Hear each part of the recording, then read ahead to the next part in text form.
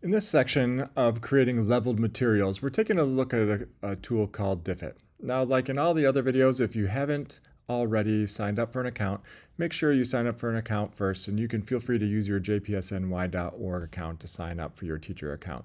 You'll get a free trial, and that free trial does get extended once it ends, but all teachers start with a free trial. So Diffit will take just about anything and give you leveled resources for it by reading level. So let me show you what I mean. We're going to start with literally anything where it says we're going to take a science topic and we're going to say earthquakes.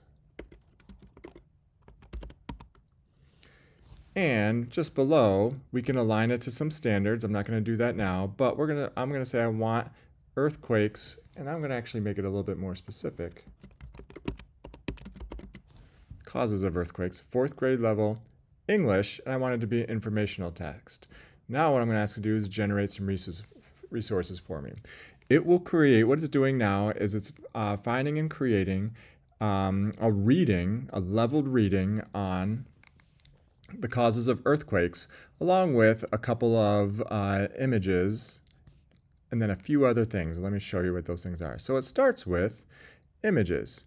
So it creates some images for you on earthquakes, but as we scroll down, here is the reading passage. So this is a 4th grade reading passage that you have access to change. So you can click edit and change it. It will also show you the sources, and if it's too long or too short, you can ask it to make it longer or shorter. It then gives you a summary. You can do what you like with that summary, edit it, copy and paste it into something. It finds and creates the most important vocabulary words, which you again can edit and ask it to add more vocabulary words. Then what becomes very interesting is you can it will create questions for you. So it will create multiple choice, short answer, and then extended response questions. From all of that, you can get student activities. So it gives you some. Now, some of these are for the paid version, but it will give you some activities. But the part that I like the most is that it will turn it into a Google Forms quiz for you. So it'll take, once you click on that, it will take all of those questions or whatever questions that you want. So for example, do you want the multiple choice? Do you want the open-ended? Do you want the short answer? You can turn all those on or off. You can also turn on or off the summary. You can turn on or off the vocabulary list, and then click Get Activity. And it'll ask you to sign in to your JPSNY Google account, but it literally creates the Google form for you, and it allows you to share it with any of your Google Classrooms. Now, let's go back. I'm not going to show you the form. Go back, and when it said at the top, let's go start a new one. It will also do that for a link to an article or a YouTube link. So, for example, if I were to take a YouTube from National Geographic, a YouTube link on the causes of earthquakes, and paste that YouTube link in, it will actually find the transcript for that video, and then it will take it and put it into a reading level that you like. So I'll generate resource from here. It's literally finding the transcript for the YouTube clip from National Geographic, and then it will turn that into the reading at the appropriate reading level, and off you go. Again, it finds pictures from the video itself. Here's the reading. Here's the terms, the questions, all that quickly it's creating resources. Now, you'll have to personalize this for your class.